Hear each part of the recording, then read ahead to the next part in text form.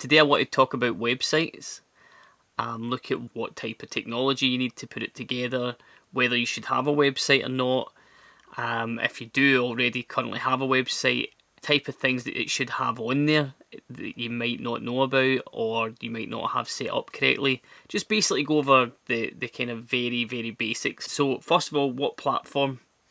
Loads to choose from.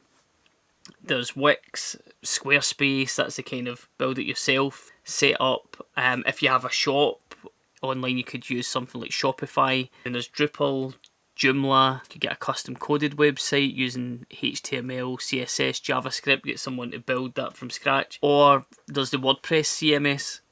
Now, most of the sites that we've built are on WordPress, only because we find that it's the kind of best sort of balance between coding a site from scratch, which costs the client so much more money, takes us so much longer to do, versus having something that's easy to manage but still very customizable to whatever it is you need. WordPress currently holds a 64% market share for all websites built on a CMS, and it actually powers over 40% of all websites online. And some of the sites include TechCrunch, The New Yorker, BBC America, Bloomberg, Star Wars Blog, Variety, Sony Music, MTV News, Beyonce's website. The Walt Disney Company famously has its website built using WordPress apparently, so we can go on and check that.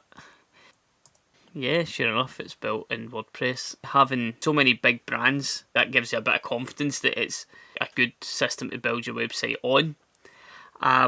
Moving on from that, I guess, what is it you need on your website? If you've got a website already, or if you're looking to start building your site, I would say get the text together first. Even in a Word document, lay out the pages. You know, how many pages are you going to need? That's something that we get asked a lot. You know, for the most part, you need a homepage.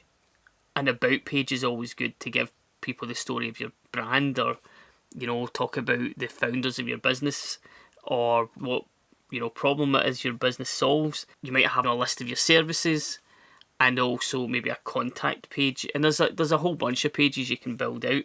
Now, so how much text do you need? You want to have enough text to be able to tell your story.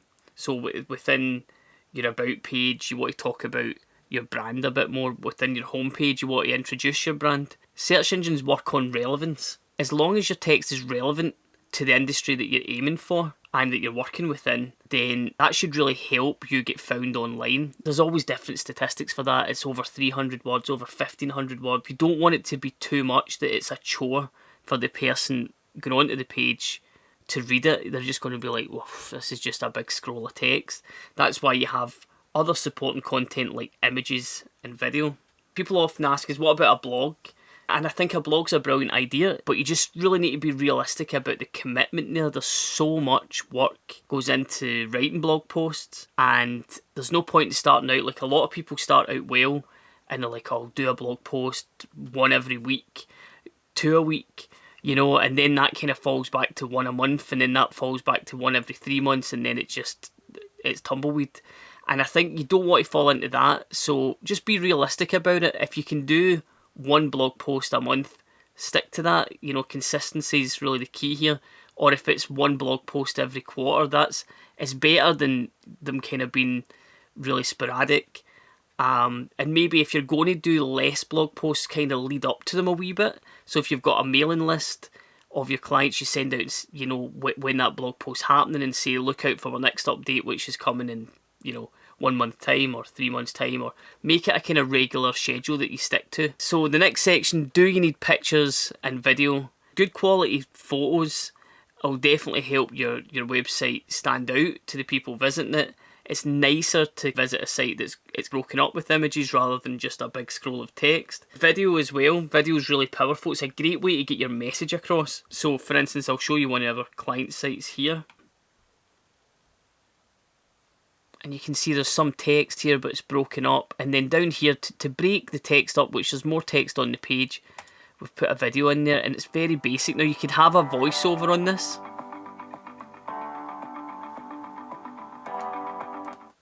So you could have a voiceover on this that's, you know, explaining what it is the company does, and maybe put some text on screen,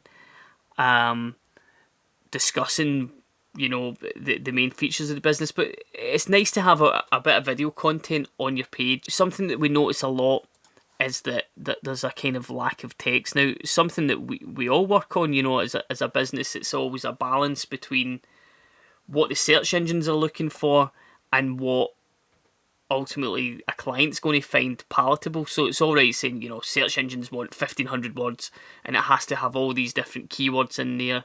It's okay having all that in there, but people get bored reading it, and especially with so much traffic on mobile phone, if it's like 80% roughly is the statistic for most industries. If someone's visiting on a mobile phone and they have to scroll and scroll and scroll to find information, and they can't really just easily navigate the website, I think that's going to be a turn off for them, and they'll just kind of, you'll have a high bounce rate, which means they'll hit your site and come straight back off again, and that's not really what you're wanting. You want to kind of get them to whatever your end result is. You'll have a funnel on your site, so the call to actions on your site might be directing people to inquire.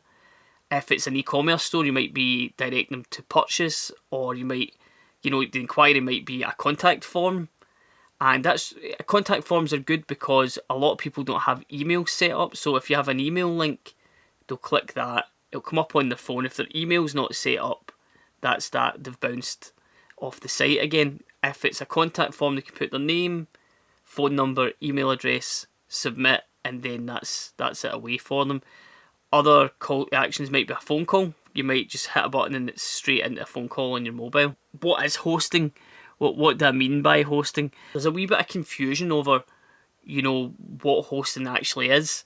It seems like a really technical thing, but it's really not that complicated. Your website is just a series of files. If you imagine like a folder on your computer, and within that there's wee files. That's your whole website, is just a series of files. And a host is essentially, it's a server, which is just another computer which has the files for your website on it. So those files are getting served to the visitor's computer through their browser, and that's really it. So it goes to figure that this comes in to optimization further down the line. The smaller the files, the more optimized your website, the faster it will load. There's other factors like where your hosting is based. So if you've got a host in, Vancouver, Canada, and you're in London, then it's going to be slower versus you being in London and your data centre's in London. Or if you're in Glasgow and your data centre's in London, it's still going to be faster than it being abroad. So these are factors that you look at. There is other things you can do, which there's a thing called a content delivery network, a CDN. And that works that it takes a copy of the files of your website and puts it in different data centres all over the world. And if you were to, be in New York and visit, it's going to kind of grab the closest data centre, maybe one in the US. If you're in London, it's going to grab one in London. If you're in Australia, it'll grab... So, that's kind of how you get around that. If you've got a brand that has sort of global appeal, a CDN would be pretty important to look at. And there's different types of hosting as well. Some of the kind of cheapest is what you call shared hosting. How that works is that essentially a copy of your website is on a computer with many other websites, not necessarily related to yours, just totally random. So if one of those websites gets really busy, then it essentially slows down every other website on the server. Shared hosting, definitely a cheaper alternative, but I wouldn't advise it for business. Definitely handy if you have a Sunday football league or something like that, and you want to keep people up to date with it. That's no bother. It's not a massive deal if it slows down. But if it's for your business and you're going to lose customers, I would say that shared hosting, albeit it's cheaper, there is a trade-off with it. So you get managed WordPress hosting here, and you can see it's a little bit more expensive, but again, it's a better system than the fully shared hosting, because what happens there is you've got a thing called a VPS, which is a virtual private server. So instead of all the websites being on essentially in one hard drive, for ease of explaining it, each of those folders, if you like, have their own allocation of resources. So there's so much CPU, memory, disk space, all of that is split up per folder, if you like. It means that your website's more protected from slowing down when other sites on that server are busy. The next thing to look at would be fully dedicated server. So that's like essentially a server with just your website on it, or maybe a series of your websites, 3 or 4 websites that you have are just on this one dedicated server. Next thing to look at is design. There's a sort of balance between how effective the website's going to be as a selling tool, how optimized it's going to be. If it's got full of like animations and different things happening, that will slow the site down. But also if it's really boring to look at and very kind of generic, then people might just gloss over it and come off the site again. So it's getting that right. So I would always say that one of the main factors is a clean design. And what I mean by that is not too fussy, not too many things to detract your attention. You really want people to kind of get your key points and see your call to action on there. And what I mean by call to action is what you ultimately want the client to do when they're on the site. So you want it to be easy to navigate. So if you want them to get to like giving you a phone call or putting that contact form in or buying the product, you just want it to be easy for them to find their way around. And again, that kind of ties in with a clean design. You know, kind of goes without saying, but they should be on brand. And what I mean by that is it should match the look of your brand overall. It doesn't have to be perfectly matching. It's just, I think it should at least represent your brand. And it should be easy on the eye. And what I mean by that is it's not that it's necessarily beautiful to look at. It's more to do with contrast. If you have like a kind of light grey text on a kind of dark grey background, your eyes will fight to see that. So I think like always take into account contrast for people's eyesight. So if you're going to have light text, a relatively dark background. If you're going to have dark text, a relatively light background, and always kind of balance that out so that it's easy to read. So we've covered today what platform you can work on. There's a whole series out there, but we do recommend WordPress. What elements you need on your page, so that's text, photos, video. Do you need a blog section? Don't you need a blog section? Again, another choice.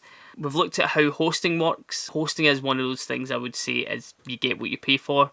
It's worth spending a wee bit extra just for the peace of mind. It's not only the speed. There's things like different hosts will back up your website maybe every hour. If it's an e-commerce site, you might want that. Or every day, every week. The level of support, you know, that's a really important thing as well, especially for us as an agency. We'll pay extra for hosting because we know we can pick up the phone or live chat anytime if there's a problem with a website. You might get other hosting it's a bit cheaper, but it's actually not too bad in terms of speed, but the support's not great. And again, that's not what you want if you're running a business. And then the last thing we looked at was design choices, and we kind of just brushed over that. I will go into these things in more detail, especially the optimization of your site. So hopefully this has been helpful. If you've got any questions, if you just leave a comment or send me a message, I'll message you back or I'll address it in a future video. Looking forward to doing the next video, which I'll cover a wee bit more on how to optimize your website once you've got it built and different ways that you can help get your brand seen online.